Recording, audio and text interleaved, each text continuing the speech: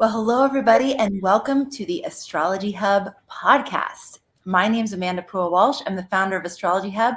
I am here today with astrologer and historian and an Astrology Hub favorite, Christopher Renstrom.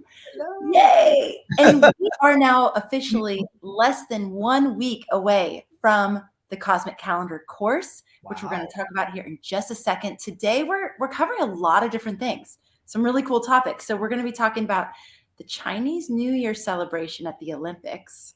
Yeah. We're going to be talking about Julius Caesar and the Cosmic Calendar. Yeah. Yep. And we're going to be talking about lifetime transits, including the Saturn return and the Uranus opposition and what those mean and how to work with them. So we kind of have a modge podge of topics, but they're all going to be excellent as always. Right, Christopher? I feel like Snoopy and the Peanuts, who says, and I bring it all together again in chapter 2. Nice. Awesome. Okay. So I see some of our friends joining us right now. Hello to all of you. Thanks for joining us. And let's just go through real quick the Cosmic Calendar course. It's starting next Thursday. If you haven't enrolled yet, you can go to astrologyhub.com/cosmic calendar and check it out.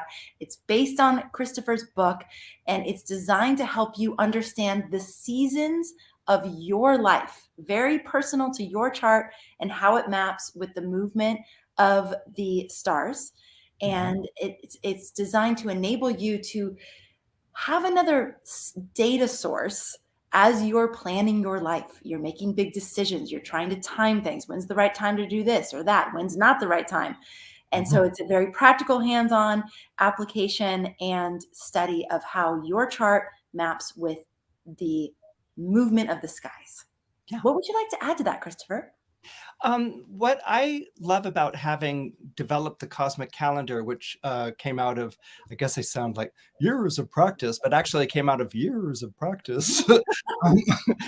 What I like about it is that, you know, as an astrologer, you learn so much from people that you read for. You know, I mean, for me, reading for clients is just as valuable, maybe even more valuable than reading up on, you know, all the astrological lore, which you have to remember, it's like 2,500 plus years of astrology. So there's a lot of astrological lore, you know, sort of catch up on. But reading for clients is just so informative. It's so educational, and it's also so gratifying, and it's so fulfilling. But one of the things that I was noticing is that there was this kind of feeling like, you know, you have the birth horoscope. And so it's always this feeling of like, well, is that all there is? This is where the planets show up in my horoscope and I can't do anything about it. I'm like stuck with that for life, you know, sort of thing.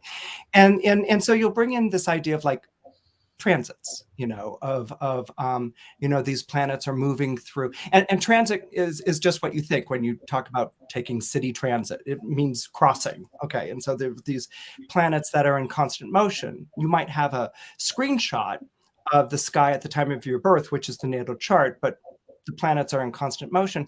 But there was still this feeling like planets by their transit were happening at you, you know, that you're just kind of like this person with this chart and you're sort of holding it up and you're looking up at the sky above you or whatever. And these planets are going to like, you know, sort of assail you or influence you or shake you up or whatever. And so there's this feeling of like, you know, type of thing. And what I began to notice is that each chart had its own personal sense of timing. Okay. It had its own timing that's actually really unique to the chart, regardless of what transits are taking place.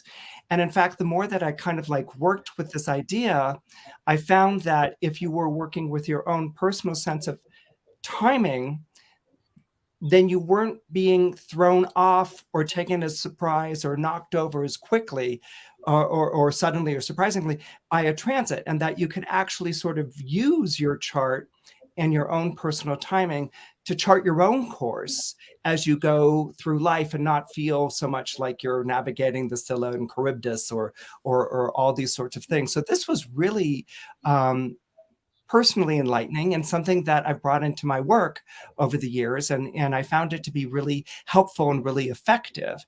And so that's why I was so grateful, Amanda, when you invited me to teach a course on this. So you one time described it to me as time, like we are actually, the clock is in us Right. and outside of us, right? Right, Richard Niebuhr, which is we live in time. He had this beautiful quote. Richard Niebuhr was a 20th century theologian and ethicist. And he has this wonderful quote, which is, we live in time, but time also lives within us, you know?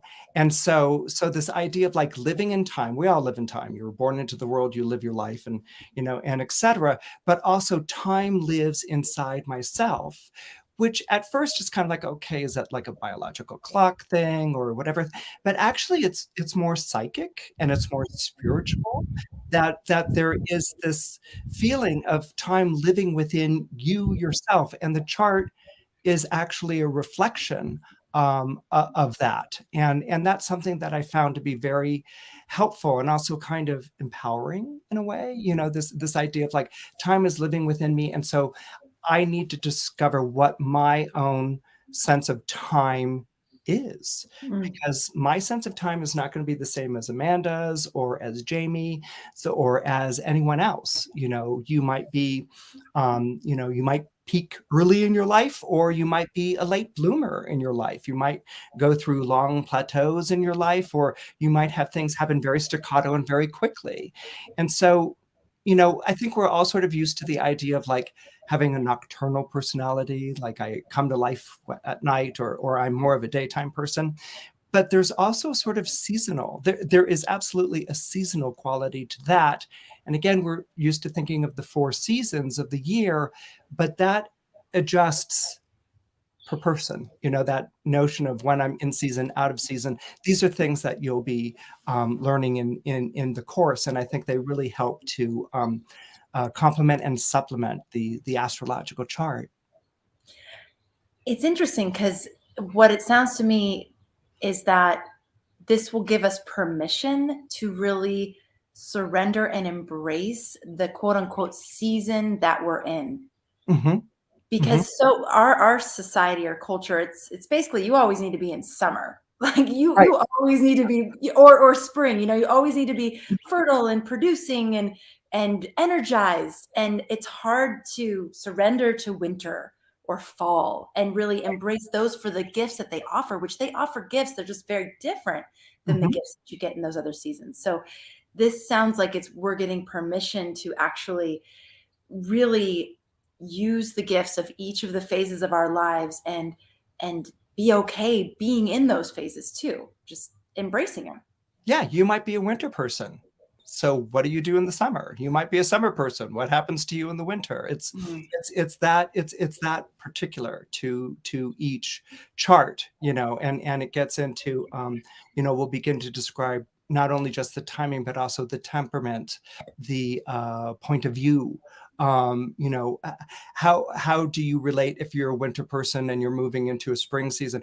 When's spring for you when you're a winter person? Spring isn't at the same time as spring in the calendar if you're a winter person. And so it gets into all these particular things, which is why in the first part, I really wanted to introduce all of these um, different types of calendars. I mean, to me, astrology isn't a science and astrology isn't a religion. What astrology is a calendar, which is why every major civilization or not so major civilization, society, culture on this planet created some form of astrology. It was in order to tell time.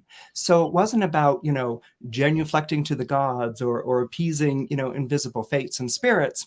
It was about telling time, and you told time by the moon and by the sun and by the position of the planets as they moved around. But how those planets were cataloged, how those planets were understood is very different for all the different societies. I mean, we're used to, for instance, the Middle East, Indian. There's a gorgeous Chinese astrology.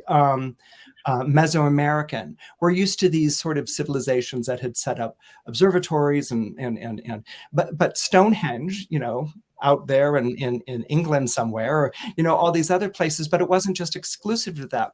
We found evidence of telling time with different monuments and things like that in the Sahara, down in Latin America, down in Australia. Maybe not all of them became well known. Maybe not all of them survived.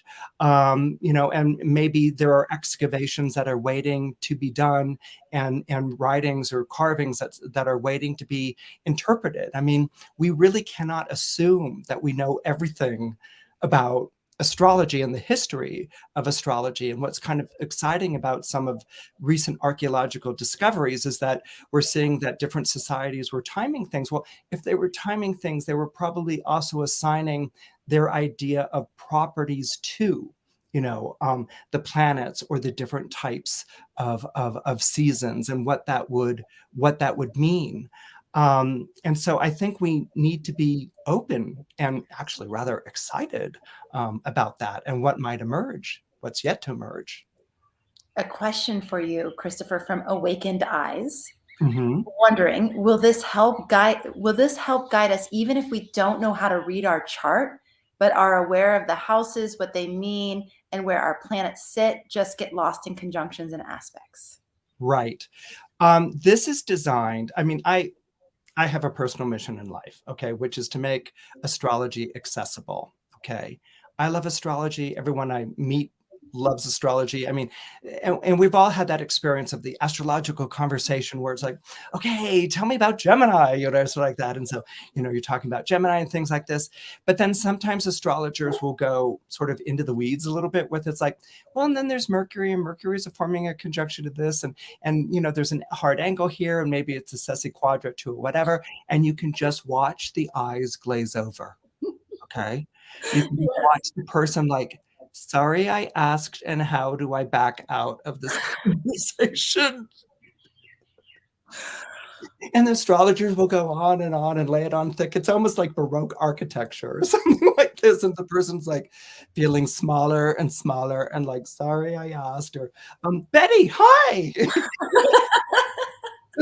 Yes. That's the room. Okay. We've all been there. Yes. Either on the receiving side or the giving side. Right. Sure. Exactly. When you're like, oh my God, I'm sounding like, and so, one of the challenges I make to myself is to always talk as if you're talking for the first time. Make it as simple and as accessible as possible. And I think that what you may find, I took a long time to answer your question, I apologize. I think what you may find is that the way that, for instance, modes, cardinal, fixed, mutable, and elements, water, earth, air, fire, they are actually woven into the calendar itself. Okay. And so I think once you get that thinking, into a calendar, what's a spring sign, a summer sign, a fall sign, a winter sign, all of a sudden, you can remember the signs in their order. It's really easy. You just follow the months in the calendar, but you also begin to sort of see the logic to, or you begin to see to weave in where the modes go with the elements and things like that. And then that sort of really sort of sets down your calendar and your horoscope. Looking at your horoscope as a calendar, I think really grounds it and actually makes some of those obscure points in astrology a lot more understandable. So if you have basic understanding of astrology and of your chart, you're going to be able to get a lot out of the class. If you have advanced knowledge or you've been studying for a long time, do you also still think that those people will get a lot out of the class? And why? I dare say what you're going to discover is, oh, that's why these go together. Okay. It's like, oh, that's where all these pieces fit.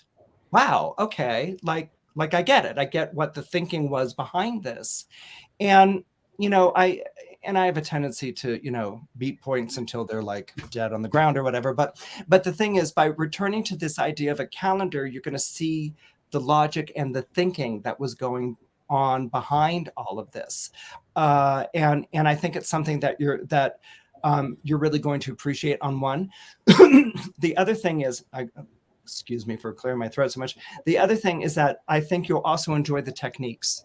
The techniques that I use these techniques when I do my daily horoscope forecasting and my weekly horoscope forecasting, and monthly and yearly, if I ever pick those back up again. There's so many days, there's so many months. But anyway, I use it for all of that, and I think you'll begin to see like, oh, how this clicks in. It's not going to be so transit based. You're going to start being like, oh, transit works with this season in my chart, and I can see how this ties in together. So it's always like bringing in the transits and weaving them into a narrative, which is your own astrological chart. Okay. And I think that that's something that's going to make the transits more decipherable and more understanding. And also on a practical level, okay, maybe the next couple of weeks aren't so great because of this, but you know what? I'm looking forward to what occurs after that, because I know that the season will shift or change. I'm so happy you did that hand movement, that folding in. The transits fold into your chart instead of us getting batted around by the transits. We're folding them in and then allowing them to inform our path without like knocking us off and around our path. Right. Yeah. And this is the beautiful thing about calendars. I mean, nowadays we look at calendars, to find the day of the week and month and, plan ahead. And cosmic calendar is not an agenda. Okay. It's not like, oh, I'm getting an agenda, when I get to write down my good days. It's not that. It's kind of like getting you connected to your own personal calendar. Something I wanted to share really quick, if I might, if it's all right. Yes. Is this, I was just like blown away. Okay. I don't know how many of everyone out there watched the Winter Olympics, the 2022 Winter Olympics, but I was really blown away by actually the Olympics. Okay. But in addition to, I was really blown away by the opening ceremony for the 2022 Olympic Games in Beijing. And what was so fascinating is that is the theme that they had chosen for the opening ceremony. And the theme that they had chosen was the Chinese Lunar New Year, which is really intriguing, but we don't always understand or get, or at least I don't, or didn't before this. Now, in a Chinese lunar year, there are 24 solar terms. So we live in a solar calendar, so it's 12 months. But in a Chinese year, there are 24 what they call terms. Okay, important things that take place, not timed to the lunations, but it's the 2 times of month, one honoring a new moon and the other one honoring a full moon. It's not to that day because that would just be insane, but it honors it in terms of setting up these terms. And what the Chinese realized with this is that this was the 24th Olympics, right? And so they wanted to share their calendar of the 24 solar terms with this 24th Olympics. Okay. And so for them, they regarded this as auspicious, which is why they chose February 4th as the day to begin the Olympics. Oh, interesting. Yeah. And see, you can hear the astrology already, right? Yes. But as far as I know, this wasn't really set up with astrology, but it's demonstrating astrology as a calendar, right? And so they opened on February 4th, and on February 4th, that is the beginning of their year, but they call it the beginning of spring. Now, everyone's kind of like, February 4th, beginning of spring, I don't get it. It's like really cold and it's really dark. Like, why would that be the beginning of spring? And for them, and this comes from the Han Dynasty, the idea was that it is in extreme winter, when the year is at its darkest and coldest. That is when the call for newness is strongest. Okay. So it's at that time of year when it's darkest and coldest that the call for newness is strongest. And so every February 4th is the beginning of spring. It's the beginning of the Chinese New Year. Okay, then it's followed, and I'll just sort of go through these divisions. I wanted to share them with you because it's a different way of thinking of the calendar, but there's also such a beautiful poetry to it, So February 4th is the beginning of spring. February 19th is called rainwater. Okay, because that's a rain period. March 5th, I love this one, is called the awakening of insects. Okay.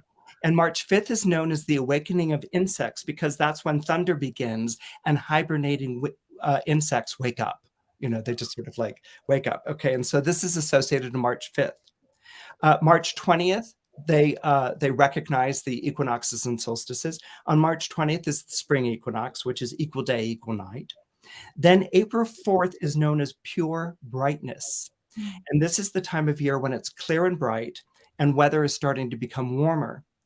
April 19th is called grain rain. And this is when the early crops begin to show their roots.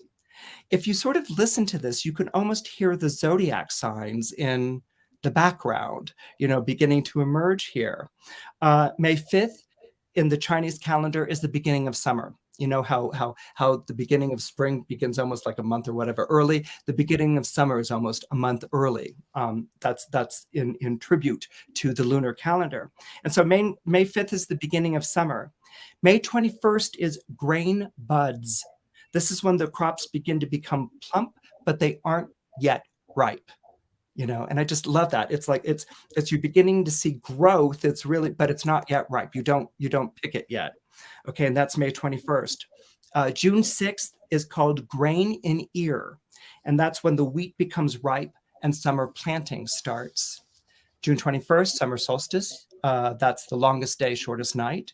July 7th is called minor heat. It's the beginning of the hottest period. July 23rd is major heat. That's when the sun is strongest, the temperature is high, and rainfall is greatest with lots of thunderstorms. August 4th, the beginning of autumn. August 23rd is end of heat. It's the end of the hot summer. So you can sort of see how this is getting tied into the calendar, but there's personality. You can hear in these poetic images personalities that are emerging that you can almost begin to ascribe to the zodiac signs themselves. So end of heat is August 23rd. September 7th is called white dew. That's when the temperature drops sharply and autumn rains come. September 23rd is the autumnal equinox, equal day, equal night. October 8th is cold dew. That's weather is cold enough to reach the dew point. October 23rd, frost's descent. It's the beginning of frost. So we're moving from, if we're following it in our own mind's eye here, we're moving from Libra into Scorpio, all right? November 7th in the Chinese calendar is the beginning of winter. November 22nd is minor snow. Snow begins to fall. December 7th, major snow. Snows heavily for the first time. That's December 7th. December 22nd is the winter solstice. Shortest day, longest night. January 5th is minor cold. Weather rapidly reaches its coldest. January 20th is major cold. That is the absolute coldest time of year. And then it begins again February 4th with the beginning of spring. I wanted to share that with you, not just for the poetry and the images, but it's a calendar that's very different from the one that we live under. We can recognize aspects of ourselves in it, but it's the way that it's labeled, even divided, is different from the one that we're used to. And that's kind of what I really wanted to impart, is that there's no one calendar, okay? There's no one telling of time, although different civilizations and cultures have told time from their different and unique perspectives over the centuries. And the same idea can be applied to your own personal horoscope. But what I liked about just sort of narrating that, and thank you for listening, was just you could hear the personalities of the seasons. You could hear the temperaments, like the temperatures changing. And astrology was so tied to this. We're so accustomed with astrology to look at the stars, to look up in the sky and to follow that.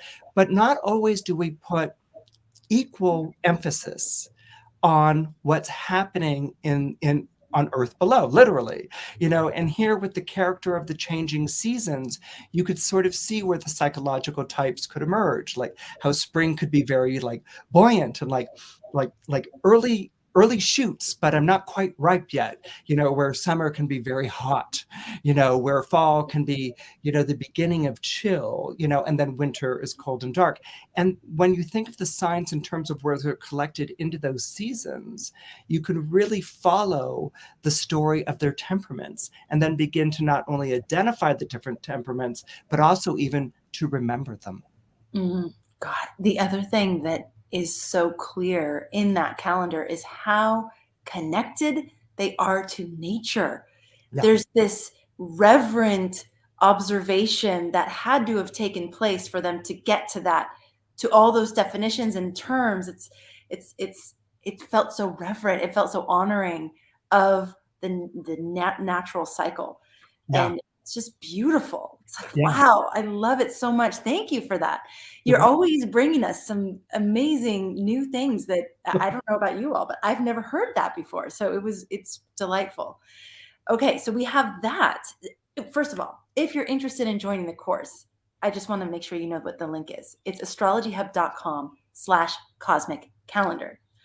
So we're going to be exploring all these topics in for 3 weeks together, with recorded modules and live Q&As and all kinds of really cool things for the students of this class. So check it out.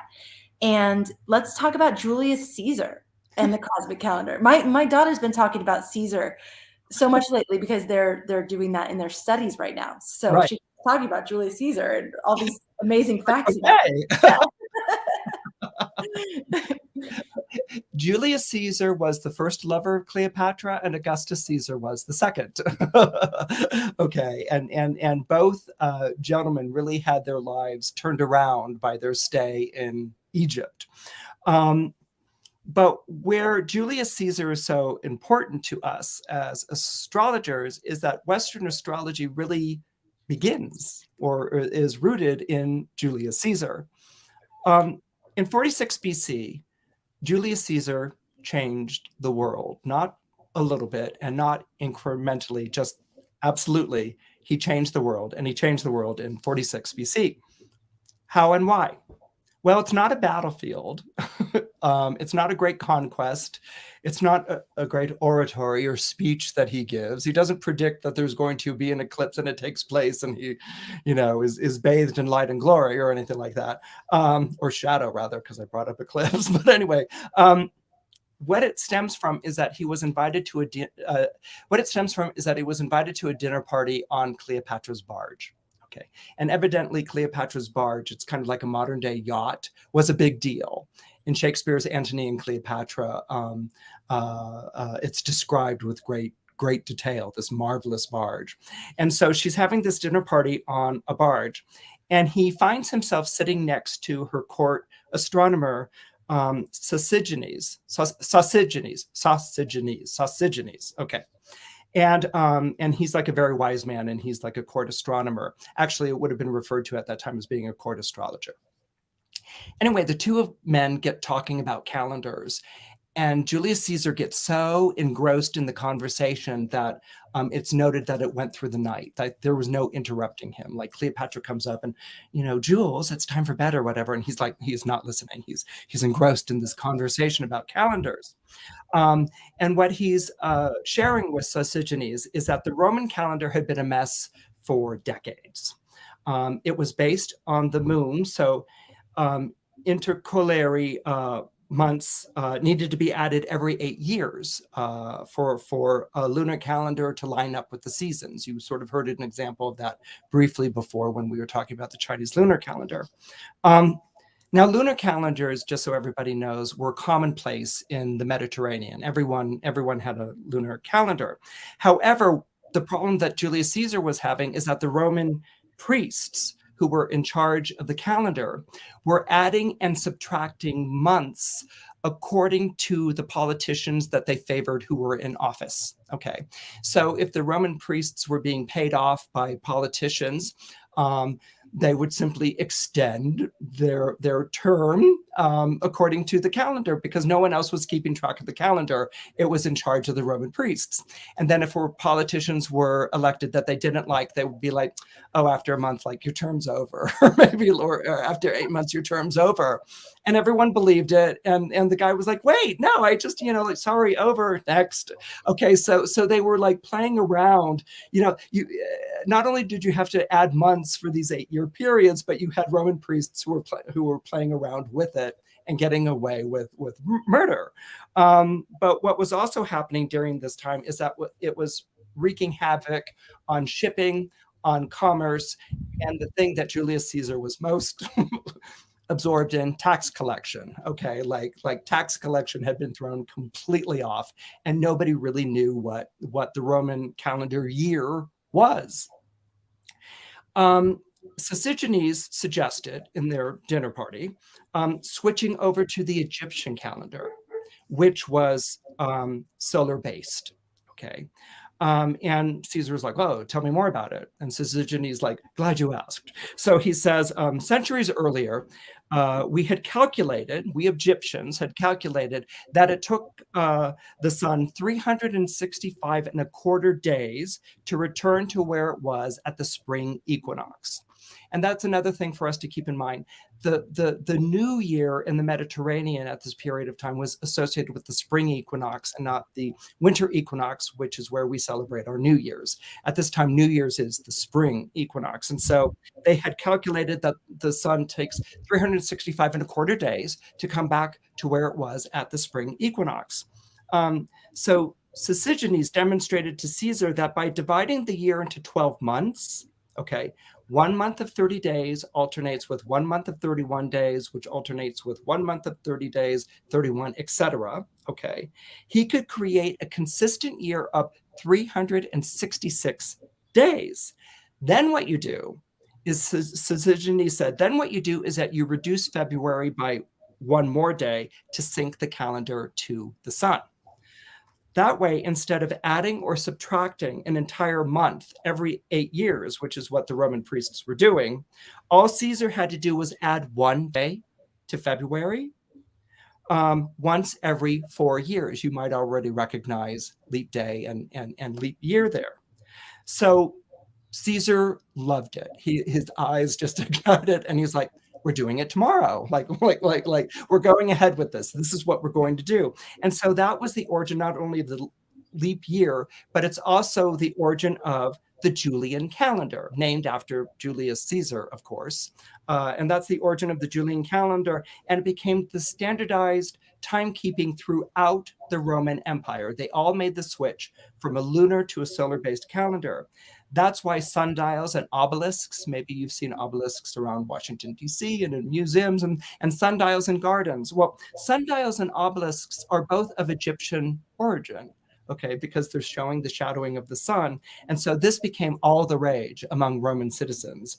It's almost kind of like the Apple Watch coming out like this. It's like, grab an obelisk, get a sundial, put it in the garden, okay? And so it's standardized timekeeping for the first time throughout the entire Roman Republic. And you have to remember that the Roman Republic is stretching from Gaul or southern Britain to Turkey and North Africa. It's an enormous thing to do. But finally, and the point that I really also want to underscore here is that the change of calendars from lunar to solar, this is what gave birth to Western astrology, which had been astrology had been based on the moon since Babylon. And so from now on, from Julius Caesar on, Western astrology would come to be based on the sun instead of the moon. Wow. Fantastic. That is fascinating. And what, in terms of our interpretation, before, was the moon more important in the chart and the sun secondary? Because now the sun seems to be more primary than the moon. I don't know if any, I mean, certainly in terms of timekeeping, yes. I can answer that question. In terms of timekeeping, yes, the moon becomes much more important. It's the center of the calendar. I'm sure that the sun was still important, but it was the moon. Well, the moon still holds on to its timing capabilities in something like horary astrology, right? Because it's the fastest moving planet. So it still retains that. But what happens here is, I think you can't help but change your emphasis from lunar thinking to more solar, or at the very least Egyptian thinking, because Egypt becomes all the rage. And then, this goes on to become Hellenistic astrology, which is in basically Roman occupied Egypt with very powerful Greek influences intellectually and even culturally. Fascinating. Okay. So we're talking about different timing and calendars and the way that they have changed. There's another sort of biological calendar that we all seem to share, and that is some of these lifetime transits that are built into all of our charts and fairly predictable. Right. And so today we wanted to talk about the Saturn return and then also the Uranus opposition. So Saturn return around age 29, 30, correct? It's kind of between the 28 and 30 bracket. 28 and 30. Yeah, because And then sometimes the Uranus opposition? Uranus oppositions. that's roughly about maybe 42 to 45. Okay. It's been called the midlife crisis Right. thing, is the Uranus opposition. Like, you're living in and what's kind of fascinating is that both of them are based on the number 7, which is interesting, because Uranus is the one who Saturn, back up here, Saturn is the one who overthrows Uranus. And so Saturn is famous for the number 7. In the days of the week, Saturn was associated to Sabbat, which was Saturday, which was the Jewish, for the Jewish people, it was Sabbat, it was Sabbath. Okay. And that was the 7th day. And that was the 7th day. Okay. And this is what made Jews in the ancient world, one of the things that made them so remarkable is that they would stop and not do work for one day out of a week. Okay. Now for us, it's kind of like, whoa, it sounds like hit the couch and watch Netflix or something like that. But in the ancient world, you didn't eat unless you were out there like working the land and laboring and all these sorts of things. So for an entire people to take one day out of the week and refuse to work because that's the day that God sleeps or God rests, and it's in honor of God in slumber. And this was the day actually when you were closest to God. The Jewish people in the Roman Empire became associated with the planet Saturn because of the number 7. Okay, so Saturn is not only the 7th day of the week, but every 7 years, Saturn will aspect. Every 7 years, as Saturn moves around the chart or the wheel. Okay, that's Christopher's choreography. I apologize, of like Saturn moving around. Okay, the wheel, maybe we could just do this. Okay. At age 7, Saturn will square itself. Okay. At age 14, Saturn will oppose itself. At age 21, Saturn will square itself again. And at age 28 to 29, Saturn comes back to where it was in the sky. This is why it's called a Saturn return, right? And so you can almost think of the Saturn aspects before the Saturn return as, I'm going to close the door here. I've got a dog in transit.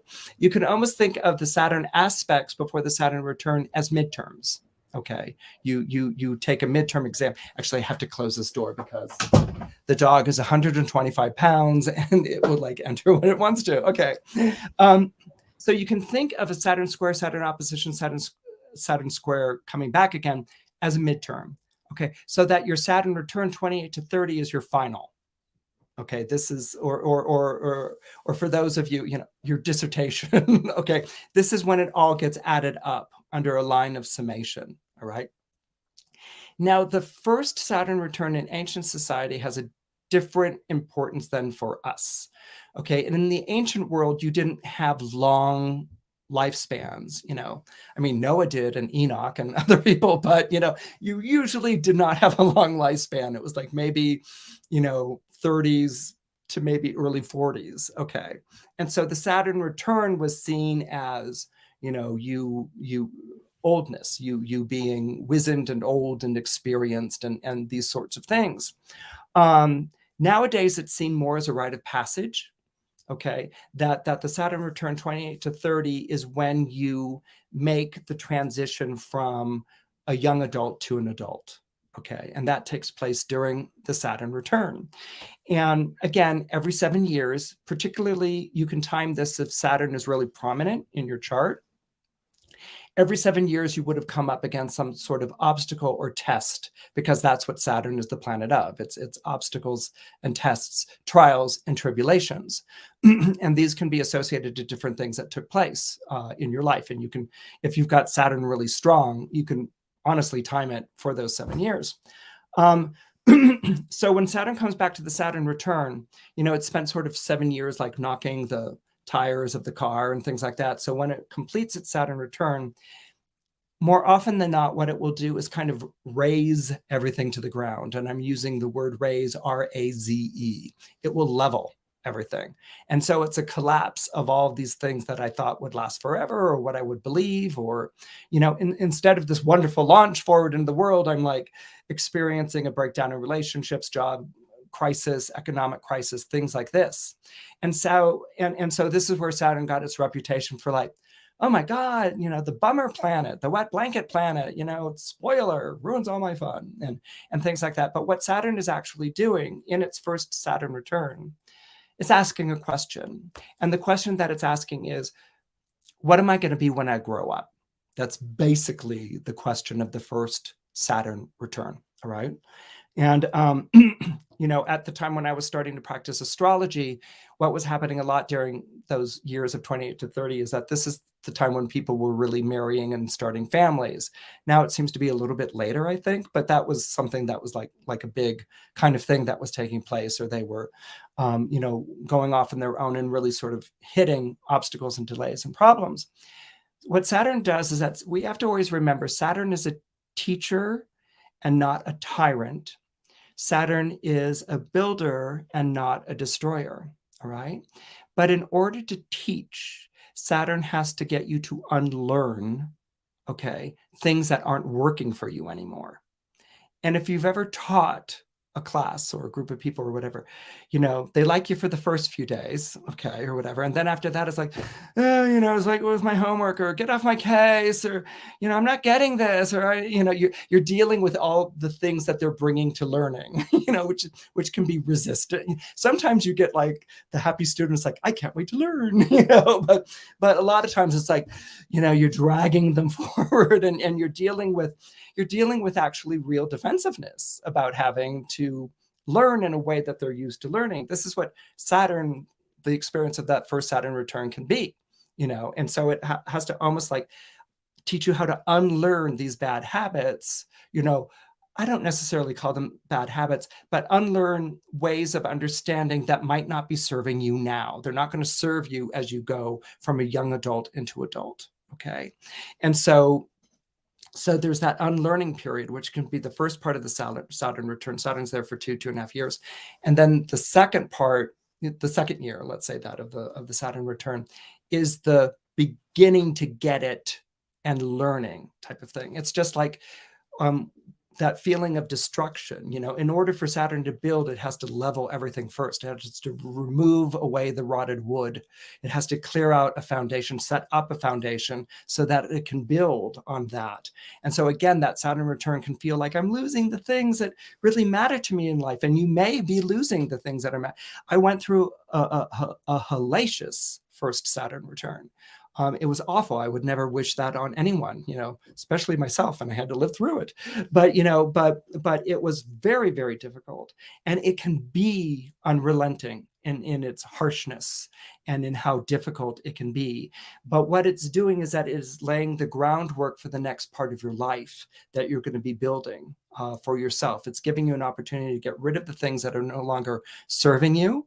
It might be like, why was I carrying around that obligation, to like, I lost this great love of my life? It clears it out, and it does it rather resolutely. And then it begins, of course, its next Saturn return, where every 7 years it will aspect itself in some way. The second Saturn return, just to sort of finish off Saturn here. First Saturn return is, what am I going to be when I grow up? Second Saturn return is, now that I'm grown up, what am I? Who am I? You know, and it's a time of great reflection and realignment, because it's like, wow, I established these things, you know, I triumphed in these ways, or I'm accepting these failures and resignations, but, you know, I've gotten to this place in my life. I am grown up, you know, my second Saturn return has taken place between the ages of 58 and 60. And now that I'm here, who am I? Am I still me? Did I make bargains or trade-offs or shortcuts or whatever along the way? You know, and for a lot of people in that second Saturn return, it's like there's some confusion. Am I going to try to reconnect to what was important for me before, or was there something that was important before that I couldn't do that now suddenly I can? You know, so it's not always this looking back and contemplating. It can also be about timing. It could be like, you know, I always had an interest in this, but there was never a time or whatever. But now I can do this. Or, you know, who am I right now? Because all of a sudden, you know, there's more mileage in the rearview mirror than in the road ahead. And this is about kind of claiming my life, you know, and claiming me here. You know, I'm claiming my life in a time when people are maybe giving me a second look, or, you know, I'm not like, you know, the dazzler I was at 23 or something like that, but it's centered in me and myself. And, you know, something that was interesting, you know, as you know, retirement, you know, follows the second Saturn return, and retirement is a bit of a dicey type of thing. I mean, it's funny. I've been practicing astrology enough years that the second most popular question I get, okay, biggest question I ever get asked is, you know, when am I going to fall in love? Right. Okay. The second one that I get asked nowadays is, my husband's retiring. What am I going to do? Okay. It's like, what am I going to do with him? It's this crisis of like, he's retiring. Silent scream, Edward. Oh no. And then that becomes its next stage. Like, okay, this is about reclaiming my life. And where am I with this, you know? And so that sort of addresses the two Saturn things. Uranus, everyone's like, yeah, what about Uranus? Good to tie in Uranus there. Uranus takes 7 years to go through one sign. Okay, so you have Saturn every 7 years aspecting until it returns at 28 to 30. But every 7 years, Uranus is in a sign for 7 years, which I find fascinating, because seven is Saturn's number. Okay, and Saturn's the one who overthrows Uranus. And it's also kind of this honoring of Saturn, but also this, I take longer than Saturn. I'm further out than Saturn is. Okay. And so what's kind of ironic, if you follow the archetype or the story of astrology, is that in Greek mythology, Saturn overthrows Uranus, but in the discovery of the planets, when Uranus is discovered, Uranus overthrows Saturn, or he overthrows the traditional 7-planet order and establishes Uranus. You know, so there's that, and there's that constant back and forth of who's overthrowing who that's going on in the relationship between Saturn and Uranus. So Uranus will spend 7 years in a sign. Okay, we regard Uranus as the planet of revolution and change. We've got planets of change. The moon changes constantly. No planet changes her appearance in the sky as quickly and as dramatically as the moon does. Okay, so the fastest changing planet, the fastest planet and the planet that changes the most is the moon. All right. And then after that, we have Mercury, who's always associated to change, you know, changing my mind, changing direction, changing what I'm going to do, changing my clothes. Okay. So Mercury is always associated to change. With Uranus, you have slow change. Oh my God, I'm sounding like the Chinese lunar year. You have early cold, hard cold. Okay, like with Uranus, you have slow change. Slow change. Yes, that quick change. not quick change, not Yes. change your dressing room change. You have Mhm. change. And whenever Uranus enters a sign, you will see that it is at its most powerful when it enters a sign. It kind of cools out when it's in the middle, and then as it begins to change signs, it picks up its Uranian revolutionary sense, revolutionary character again. Okay, and so Uranus is going to be what is it? 7 times 6 is 42. That's what it's going to be opposite where Uranus was, in your chart. And this, in the 80s and 90s, I don't know if they still use this term nowadays, but in the 80s and 90s, when I was a wee astrologer coming up through the ranks, it was always referred to as the midlife crisis. This was the thing that flipped your entire life. Okay. That all of a sudden, if you're, this responsible spouse and doing everything for whatever, all of a sudden you get the Harley motorcycle, and all of a sudden you're leaving your marriage and your kids and going to find yourself. Or let's say you've spent your entire life sort of like following this and following that, and maybe tuning into this and tuning out of that. And then all of a sudden, at 42, it's like your corporate job or something like that. There can be this radical flip that takes place, and these are things that when people hear about them, they sound a little frightening. Okay. It's kind of like hard times 28 to 30, or my life is turned inside out or thrown upside down because of a Uranus opposition in my early 40s, fear and trembling, knocked knees. Like, how do I live with this? And the beautiful thing about the cosmic calendar, the beautiful thing about your astrological chart, and again, a lot of times when we time our chart, we're working with things like progressions or solar arcs or these kind of techniques that are laid over the chart, in a way. But if you're working with your chart as a cosmic calendar, you already have this natural understanding of changes according to your personal calendar. Okay. You already have this understanding of rainwater and awakening of insects. Okay. And it's a time of year, it's going on constantly. One of the things, and it added to all of this, I referenced having gone through a very painful, very difficult time during my first Saturn return. And I was seeing the woman who taught me astrology, Carolyn Esnian, was also my therapist.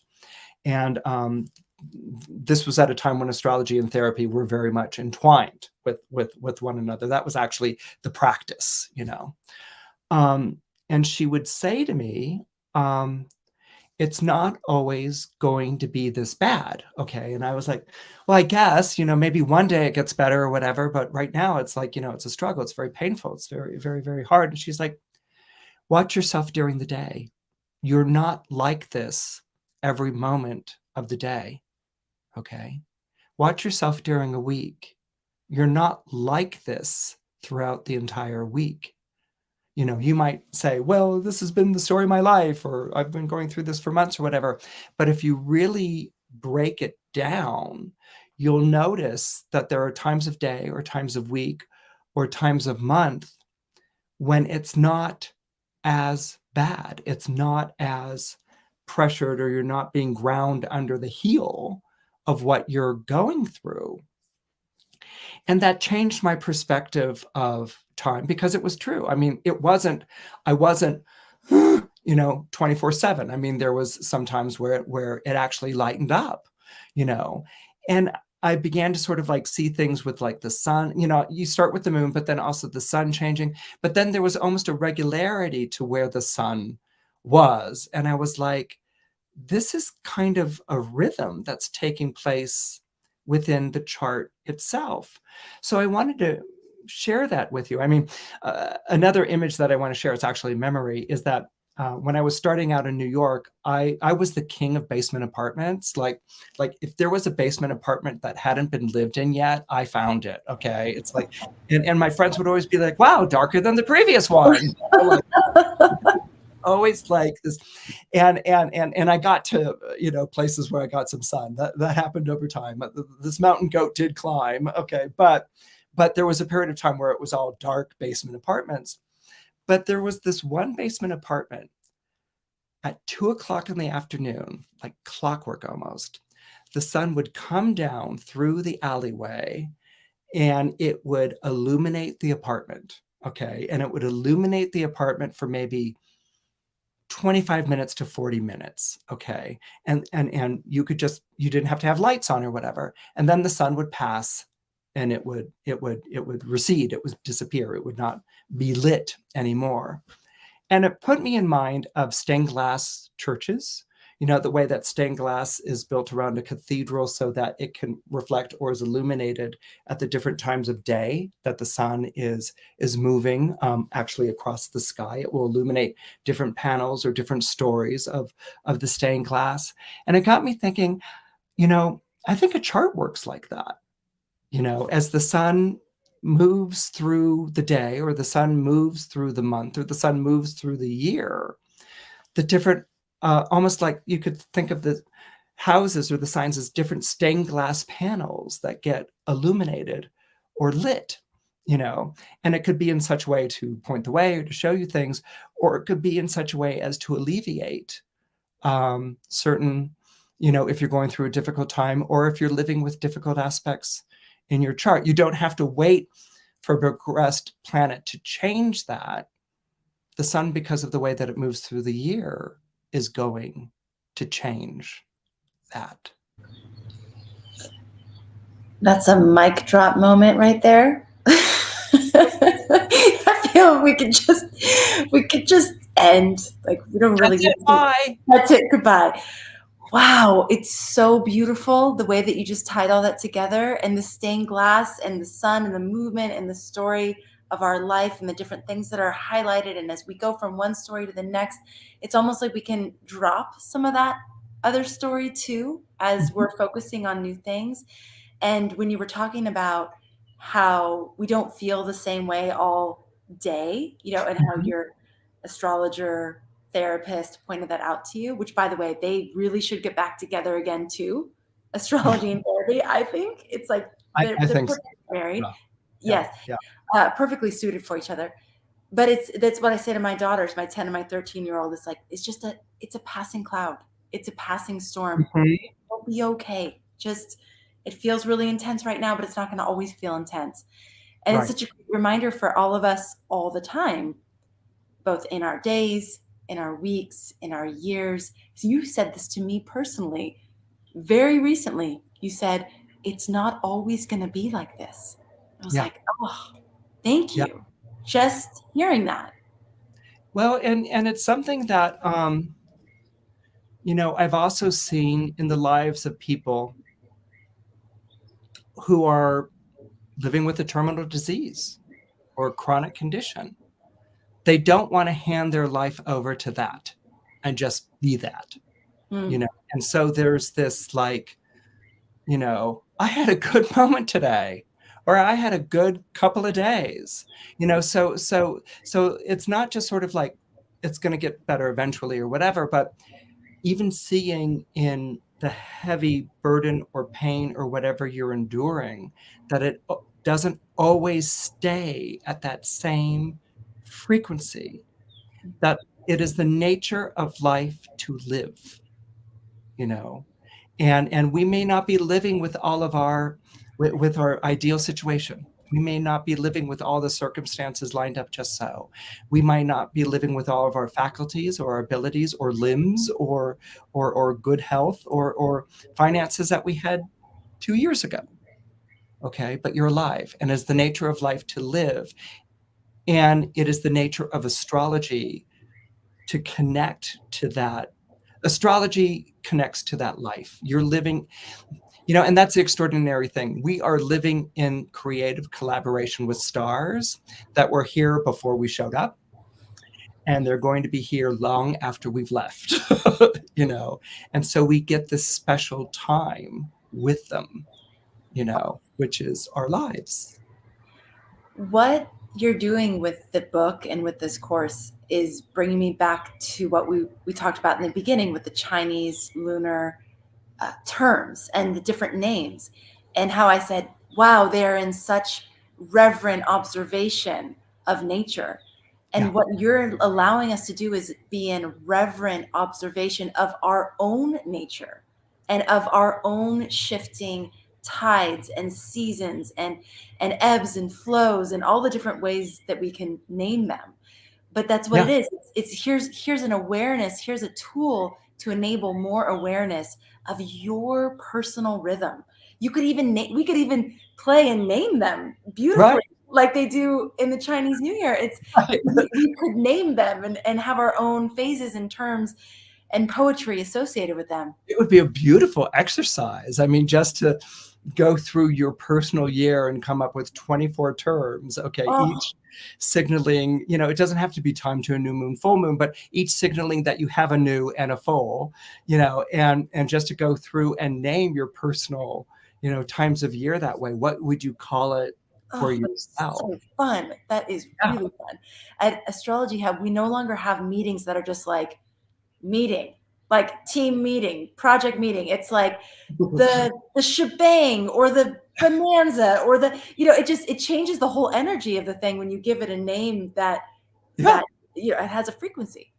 Well, because it gets a character. Right. It gets a This is where character. astrology comes from, is like, the naming of that season or that temperature, and then it lent itself to a character, Oh, you wow. know and yeah, I don't think it came from the stars as much as it came from the seasons and life down here. The Wow. stars were named after, you know, the seasons, as symbolized by a ram, a bull, twins, Mm, the mm, emotions of the crab, the lion in the heat, lying on its hill, you know, lounging. Yes.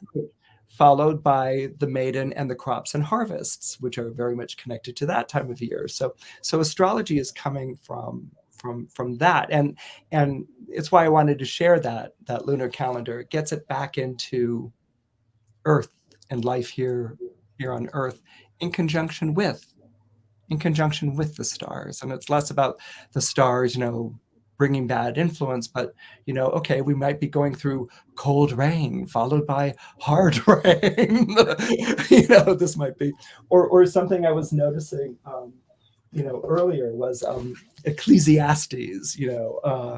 I love Ecclesiastes. Ecclesiastes, by the way, for everyone, was one of Ernest Hemingway's favorite things to read, and it really influenced his writing. But it talks about a time to sow, a time to plant, a time to cast away stones, a time to gather them together again. And at first it just seemed this list, and then I was thinking, if you start to put a Venus trine Saturn or a Mars square Saturn to these ideas, a time to, a time to, a time to, all of a sudden, like, again, astrology comes to life. It goes from becoming this random list to actually what could be a description of behavior of your life during a year. So we can find these connections of seasons and human beings. I mean, you can find it in Ecclesiastes, in Hesiod's Theogony, in Georgics by Virgil. I mean, these actually also begin to include the gods and the energies and things like that. But I just wanted to share my bookshelf with you. But what it goes to say is that it is a natural impulse to our civilization to see these turning seasons as personalities and as characters and as affecting character. So obviously someone born during this time of year would have these characteristics. Mm.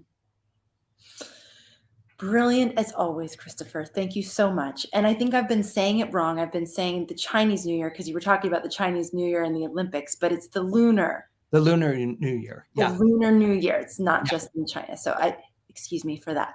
Yeah. But Christopher, thank you so much. And for anybody interested in spending 3 weeks with Christopher on a deep dive into this so that you'll get to learn how to do it with your chart, like specifically for you, join us for the Cosmic Calendar. It starts next week on Thursday, March 3rd. You can still join after March 3rd, but if you want to follow along in the timing of the course, it would be great for you to hop in now. And if you do come now, you will also get access to some of the bonuses that you can dive into before we even start class. And so if you would like to join, go to astrologyhub.com/cosmic calendar to learn more. Whew, thank you. You're brilliant. It is so much fun Thank to you for learn from inviting me to you. come talk. Always, always. And if you're not signed up for Christopher's weekly horoscope, that's another thing. You get it on Sunday instead of Monday if you actually sign up for the horoscope highlights. And he does that every single week, and you get stories and amazing things come to life. That's astrologyhub.com/horoscope. And you get a weekly video from Christopher with that too. Thank you, everybody, so much for being here. Thank you for joining us. Thank you for being a part of our community. And thank you, as always, for making astrology a part of your life. And thank you, Christopher, for allowing us to make astrology even more a part of our life with these different tools and techniques and perspectives. Thank you, Amanda. Your birth chart is a calendar, one that's unique to you because it's a picture of the heavens at the moment of your birth. You can think of it as a screenshot of the sky, your sky, and this individualized star map will guide you throughout your entire life. It tells you when you're in season or out, and when it's a good time to start a venture or think better of it. It shows you grace periods where you can breeze right past obstacles, and it gives you a heads up on future rough patches where you can expect resistance. And that was one of my favorite passages from Christopher Renstrom's book, The Cosmic Calendar. The book outlines a way to turn your birth chart into a calendar that's uniquely aligned with your natural flow and personal seasons. I couldn't help but imagine how amazing it would be if Christopher could teach an online course based on the content, providing an opportunity to teach the content live, answer your questions as you apply the ideas in your life, and hold your hand as you map out your personal cosmic calendar. I'm happy to announce that dream has come true, and registration for the Cosmic Calendar online course is now open. No more feeling like you're swimming against the tide as you try to accomplish things before the time is right, or missing windows of opportunity because you weren't ready to take action. Now's the time to experience having the full support of the universe behind you. Enrollment is now open. Class begins in March, and you can go to astrologyhub.com/cosmic calendar to reserve your spot today. And Inner Circle members, be sure to check your membership portal for your discount code. Again, that's astrologyhub.com/cosmic calendar. We can't wait to see you in class.